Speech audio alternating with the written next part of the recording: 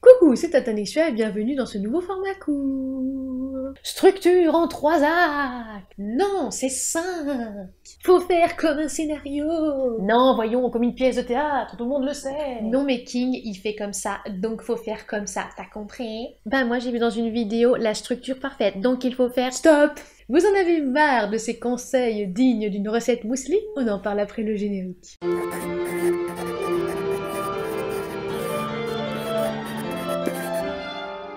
Pour ne louper aucune vidéo, abonnez-vous et activez la cloche. Ah, vous avez dû sûrement entendre ou lire des conseils sur la structure d'un récit. Ah! Je déteste ça parce qu'alors oui, en théâtre, effectivement, il y en a. Oui, pour les scénarios, il y en a. Mais en écriture, je m'arrache un petit peu les cheveux avec l'idée qu'il faudrait par exemple 3 actes distincts ou 5 par exemple. Et puis alors vraiment en mode, alors le premier tiers de l'ouvrage, il faudra que ça parle de ça. Le dernier tiers de l'ouvrage, il faudra que ça parle de ça. Et puis au milieu, on va peut-être un petit peu caler ça.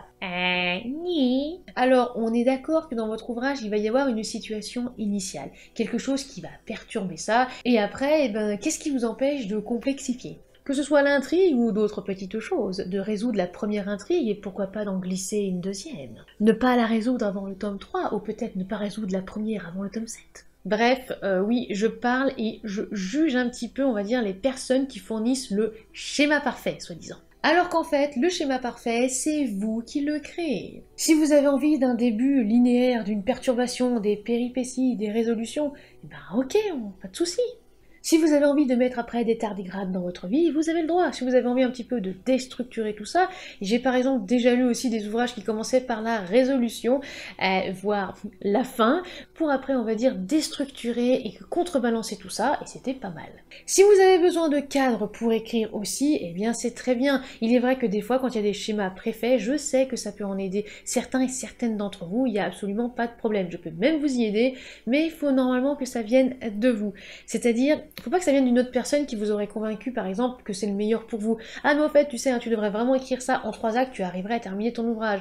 Mais en fait, ça dépend. Vous pouvez peut-être essayer, mais il ne faut vraiment pas vous dire, ah là là, si j'arrive pas à ça, c'est vraiment du coup que je suis nulle. Non, c'est peut-être tout simplement que ça ne vous correspond pas. Quand on débute, je sais, on a un petit peu du mal à savoir ce qu'on veut, ce qu'on souhaite écrire, et on va s'affirmer au fil des récits, bien sûr. Donc pas de problème, mais n'érigez pas la structure en 3 à 5 actes, ou peu importe, on va dire, le nombre d'actes, en miracle littéraire, en solution aussi miracle pour sortir un best-seller.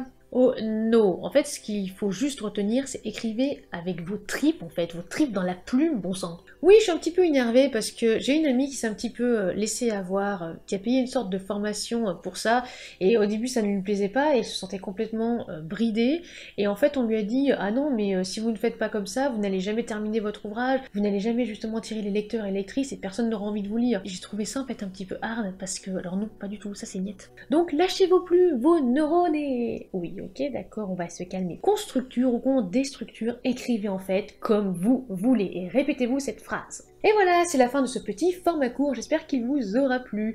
Qu'est-ce qu'on verra la prochaine fois? Je ne sais pas encore, ce sera un petit peu à décider. En attendant, merci d'avoir suivi justement ce format court. N'oubliez pas de vous abonner, c'est gratuit, de lâcher un petit like, un commentaire, de partager cette vidéo, cela nous fait très plaisir et ça nous aide au niveau algorithme. Si vous souhaitez nous soutenir financièrement parlant, vous pouvez vous rendre sur la page Tatanexua sur Utip ou Tipeee. Et en attendant la prochaine vidéo, mes chers tardigrades, soignez votre plume.